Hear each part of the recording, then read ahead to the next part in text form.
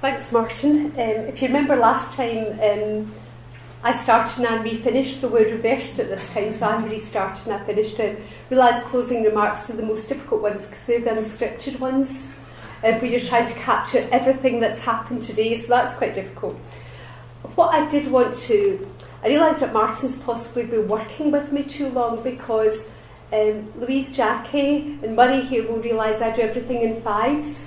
So our council strategy is 5 outcomes, 5 capabilities and 5 values. So it's obviously caught with Martin doing 5 I's, which are new to me. So it's okay, Louise, I am not going to add the 5 I's on. We're quite happy with that. But I thought the 5 I's were good for where we want to be and how we'll move forward, and thinking about innovation and imagination has got to be what we're about. And it's the spark between that word was used as well, is as you talk to people, that spark and picking up ideas from what other people are doing as we move. So I thought that was good. Dan was talking to us about SOLACE, and I think that's really important. It's a project that's actually on the ground at the moment, obviously working closely with the improvement service for the online part, and that's something that we can hopefully get delivered. It is, I would say, one of our meatier projects. It's one of the ones that are a bit big systems, and I'm sure Danny's using everything Gemma said to manage that.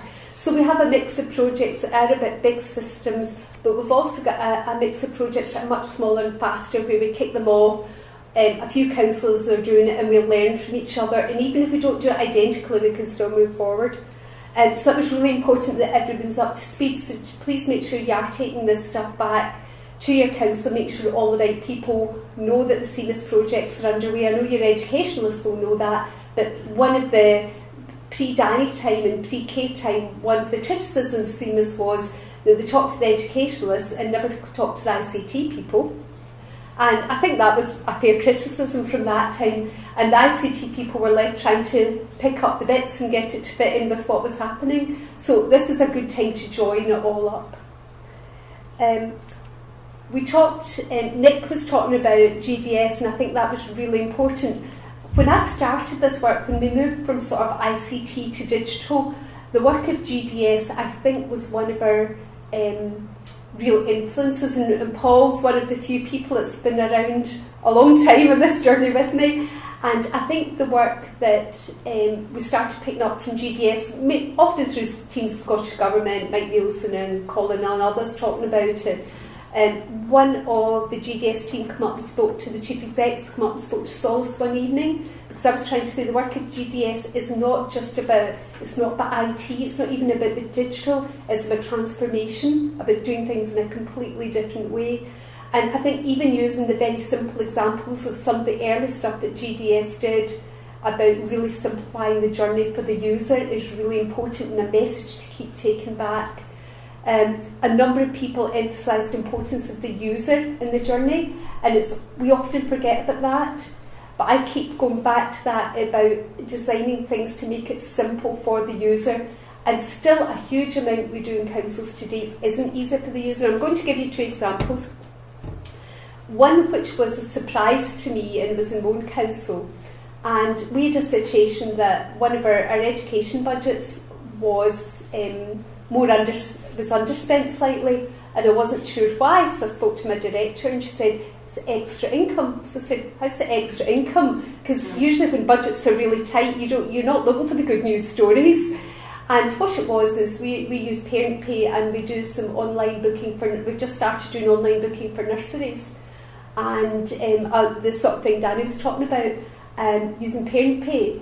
And that took off so quickly with parents who were booking and paying for their nursery wraparound care, the extra, that we've actually really way outdone our income targets early in the year. Now that wasn't the plan. It was to make it easier for parents, but it was actually to reduce our admin. But actually parents have reacted so well, it's really increased our income. So some of it is, if you design it easily for parents or for users, you will get a whole load of benefits you hadn't been expecting. Another example, and I won't name, is I was talking to a young person who may or not be my son, who was trying to get his first parking permit, and he had to get one from a council, and he said, so why can't I do this online? I said, I don't know. I was down a couple of years ago down at Camden Council, and they were doing a whole load of work with DVLA. I don't know if they've got, Nick, maybe you know if they've got it off the ground, but they were connecting to all the databases. So if you applied for the parking permit, it immediately went to DVLA to check it was your car, and all the bits, and it went to council to check it was your house. And he had to get time off work to go to a customer service centre, fill in a form, hand it over, and then come back, and ended up paying £30 for a permit or something because he's got a low emissions car. Huge amount of his time. You can imagine what his description to me and image of councils are at 25. Now, we don't parking permits in our council, but if we did, I know it would be the same process. How can we do that once for all of us and get these things moving quickly? And I'm sure there's colleagues working in that, but it's what our users thinking of us if we're not moving as quickly. So a lot of the digital office is about how we can harness that, and if one of us done it, can we just very quickly get that rolled out? So Nick was talking very much about the user, and that's got to be at the heart of what we're doing. We had Colin and Martin were talking more generally about the projects and projects we're going through and how it's all our projects, and it is. I know it was quite difficult at the beginning when it set up. There was a bit of sense of the digital office would do everything. I don't think that's what anybody ever wanted when we set it up, but it is a relatively small team. Although it's 7, 2 of them are focused on very specific projects funded by the government, different branches of government. So to a certain extent we've been very lucky getting that extra money in that will help us move forward, but it is a small team, so their role is to help build on what we're all doing but do it much faster. Gemma talked about risk, and I think that's really important. I think we all use audit as a reason for not doing things, and I think it's really good to hear auditors, and I know it's not just Gemma, Fraser and others will talk about that as well. It's about managing the risk, being aware of the risk. I think sometimes projects have got to fail. Trouble is in local government, you end up on the front page of, or any public sector, you end up if it fails.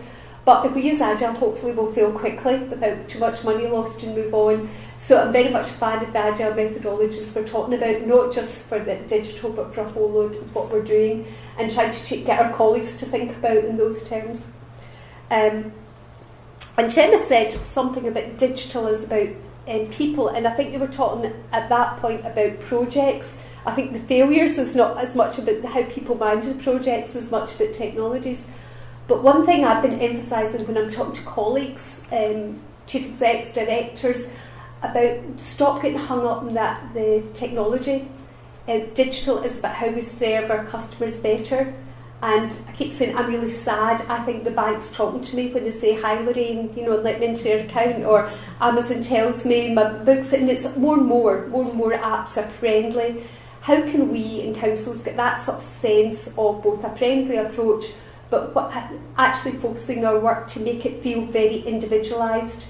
We talked about education, the admin side, but there's also work going on obviously in digital learning, a lot of work going on that we'll be coming back to more about in health and social care, and all that is actually about delivering. The person getting health and social care, older people will never see it as a digital service, but their families might. They might not know the sensor in their room is digital. They'll just know if they fall, someone comes very quickly, or if their blood pressure shoots up, somebody will be there. So how do we just make sure we're using the technology to focus on the needs of our customer? And I think that will help to get some of the resistance to the technology if we all collectively talk about the benefits for the user rather than about technology. That's for us to sort privately, but talking about the benefits to the user, describe projects in terms of the benefits to the user.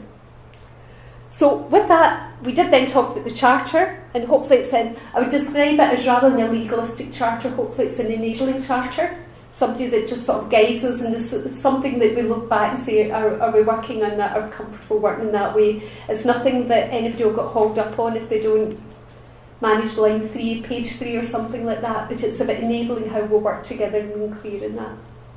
Am I still ahead? I'm still ahead of time. One last thing anyway as well. I've got one last thing. So. You're not allowed that. One last thing. He asked me to go closing remarks, and he has to get the last word in, but never mind.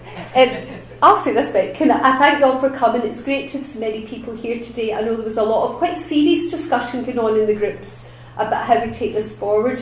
I know everybody is doing this on top of day jobs. Hopefully the way we're doing it is that people lead on the things that they would be doing, but you're actually leading for 32 councils rather than for your own council. But hopefully it doesn't mean there's a huge amount of work on top of what you're doing.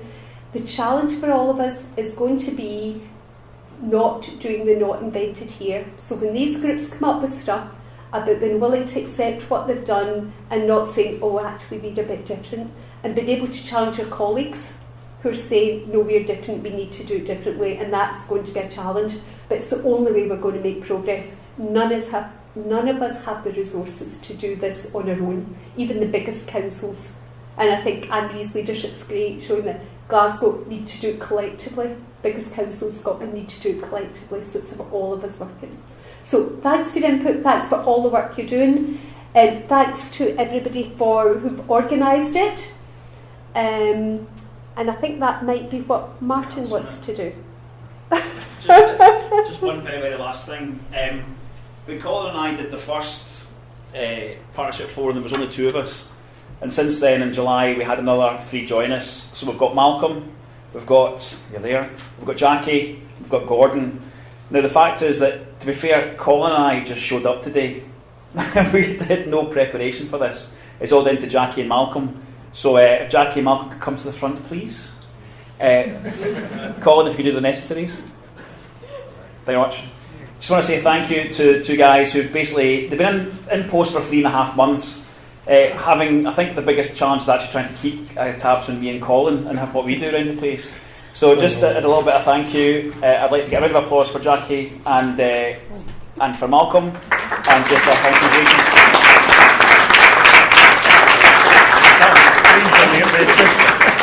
You're not allowed to bring that back to forefront, right? So thank you one and all. Thank you for participating today. Please keep up to date on K-Hub. Get involved. Get talking. Any questions you have, come back to us. And please, if you're not doing it already, follow Digital Office LG on Twitter as well. Thanks so much. Thank you.